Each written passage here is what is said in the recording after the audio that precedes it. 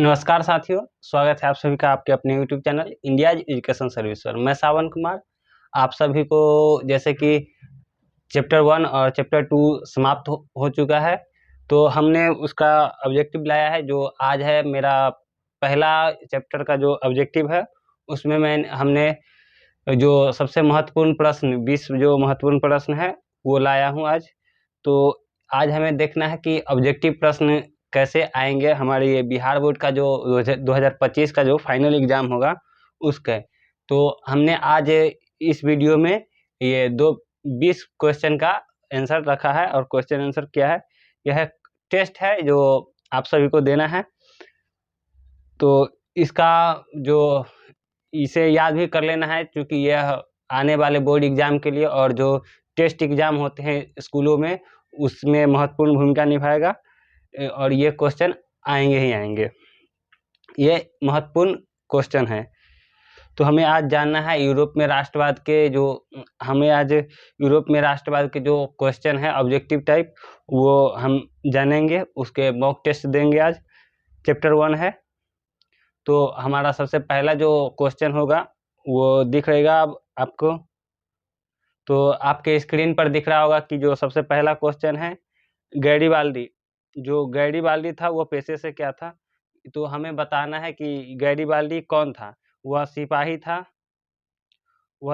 था, किसान था, या जमींदार था, या नाविक था। तो ये गैरीबाल्दी जो है वह जो एकीकरण होता है उसमें महत्वपूर्ण भूमिका निभाता है। लेकिन जो गैरीबाल्दी है वह पेशे से क्या था? तो वह पेशे से नाविक था। वह गैरीबाल्दी पेशे से क्या था? नाविक था। और अब दूसरा क्वेश्चन है यूरोप का मरीज किसे कहा जाता है? तो यूरोप का मरीज किसे कहा जाता है, तो ये देख लीजिए कि यह 2019 में आया हुआ प्रश्न है। तो यूरोप का मरीज जो है वह तुर्की को कहा जाता है। यूरोप का मरीज तुर्की को कहा जाता है। सी, यूरोप का मरीज जो है तुर्की को यूरोप का मरीज कहा जाता है। अब तीसरा नंबर क्वेश्चन है हम लोगों का, यंग यूरोप या यूरोप की स्थापना किसने किया था?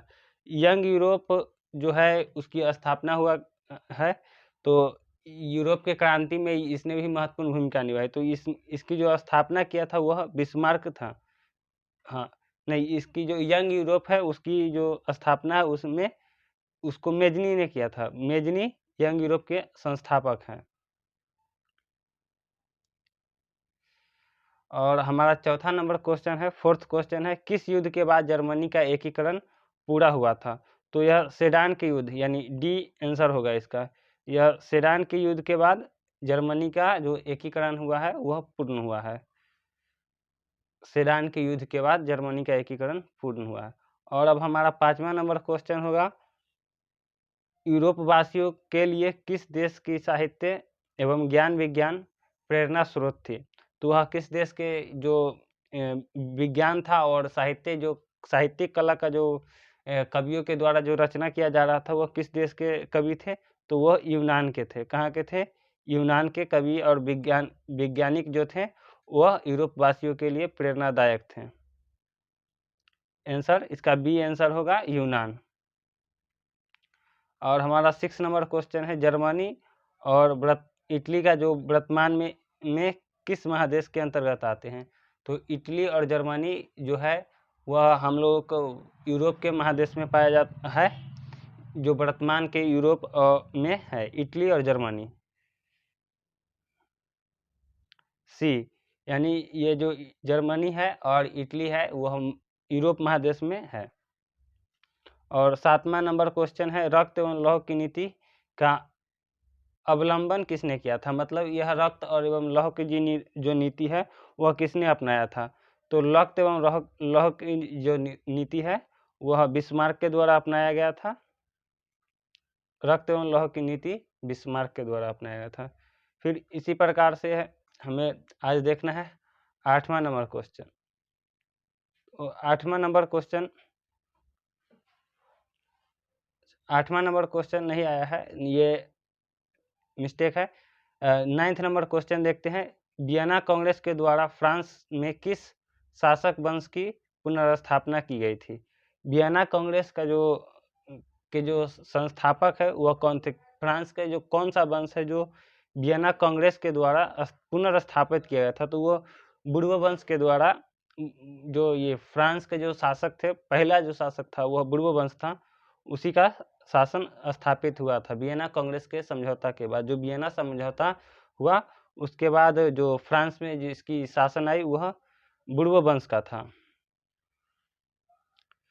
फिर 10वां नंबर क्वेश्चन है 1870 में फ्रांस एवं प्रसा के बीच युद्ध कहाँ हुआ था? जो 1870 में फ्रांस एवं प्रसा के बीच में युद्ध हुआ था वह हुआ था सेडान में ही युद्ध हुआ होगा। हाँ, सेडान में हुआ है। सेडान में 1870 में फ्रांस और प्रसा के बीच युद्ध हुआ था। उसके बाद वियना समझौता में उसका संधि हुआ था। जालबेरिन एक संस्था थी। तो वह कैसी संस्था थी? जालबेरिन एक संस्था थी। ये जालबेरिन जो है वह जैसे कि क्रांतिकारियों ने अपना एक समूह बनाया था, उसी तरह यह व्यापारियों का समूह था। तो जालबेरिन की जो वह एक संस्था थी जो व्यापारियों की संस्था थी। तो जालबेरिन व्यापारियों की संस्था थी। बिस्मार्क के बारे में बताया कि बिस्मार्क कौन था? तो बिस्मार्क जो है वह एक दार्शनिक भी था, लेकिन वह जो ये यूरोप की जो क्रांति हुआ है ये फ्रांस वाली, तो उसमें इसने कूटनीतिज्ञ के रूप में एक भूमिका निभाया। तो इसका आंसर होगा कूटनीतिज्ञ। बिस्मार्क कौन था? तो वह बिस्मार्क कूटनीतिज्ञ था, राजनीतिज्ञ था। और हमारा 13 नंबर क्वेश्चन है 1829 ईस्वी में एड्रियानोपुल की संधि किस देश के साथ किया गया था? तो एड्रियानोपुल की जो संधि है वह लगभग तुर्की के साथ हुआ है। हाँ, तुर्की के साथ किया गया था। 1829 में जो एड्रियानोपुल की संधि है वह तुर्की देश के साथ हुआ था।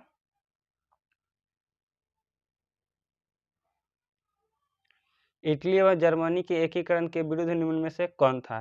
तो इटली एवं जर्मनी का एकीकरण नहीं होने देना चाह रहा था, तो वह सबसे पहला देश था जर्मनी।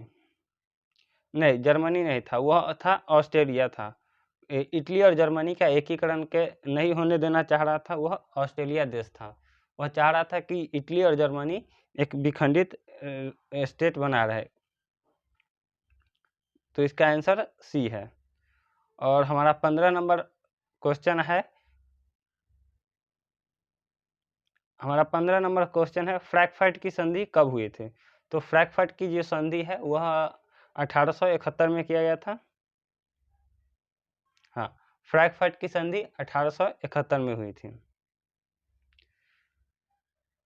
यूरोप वासियों के लिए किस देश का साहित्य एवं ज्ञान प्रेरणा स्रोत था? तो ये पहले भी क्वेश्चन आया हुआ है, जो यूनान था। मेजनी का संबंध किस संगठन से था? तो मेजनी का जो संबंध था वह किस संगठन से था? तो मेजनी कोई संगठन में जुटा हुआ था, वह था कार्बोनेरी। उसका जो मेजनी वो जो जिस संगठन से संबंध रखता था वह कार्बोनेरी संगठन था। तो हमारा 18वां नंबर क्वेश्चन है काउंट काबूल को विक्टर इमैनुअल ने किस पद के लिए चुना था? तो जब यूरोप में जब ये जो संधि हुआ था कि लोगों को जो ये आम लोग जब विधायक चुने गए थे, सांसद चुने गए थे, और फ्रैंकफर्ट में जब सांसदों ने बैठक बुलाई थी, तो उस समय ने एक काउंट काबूल नामक एक व्यक्ति को विक्टर इमैनुअल ने एक पद उसको देने का बोला था। तो वह कौन सा पद था? वह प्रधानमंत्री का पद था। तो इसका सी आंसर है प्रधानमंत्री। तो हमारा 19वां नंबर क्वेश्चन है वियना कांग्रेस में कौन सा राष्ट्र सम्मिलित नहीं था? वियना कांग्रेस का जो समझौता हुआ था उसमें कौन से राष्ट्र सम्मिलित नहीं थे? तो उसमें रूस नहीं था, नहीं, जर्मनी नहीं था। वियना कांग्रेस में जर्मनी ने भाग नहीं लिया था। तो हमारा लास्ट क्वेश्चन है वियना कांग्रेस में पवित्र संघ की योजना किसने प्रस्तुत किया था? तो इसका आंसर देखते हैं। तो वियना कांग्रेस का जो पवित्र संघ है उसकी योजना रूस ने प्रस्तुत किया था। तो ये हमारे 20 क्वेश्चन थे जो 2025 के बोर्ड एग्ज़ाम के लिए महत्वपूर्ण थे, और ये मंथली जो एग्ज़ाम होते हैं, मंथली 6 माही वाले, वो उस एग्ज़ाम के लिए भी महत्वपूर्ण थे।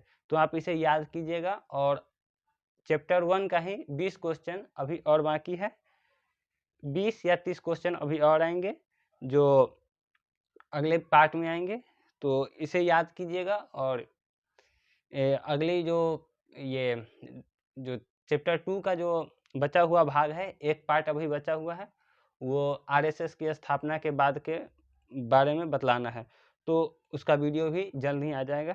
तब तक के लिए इसे याद कीजिए। जय हिंद, जय भारत।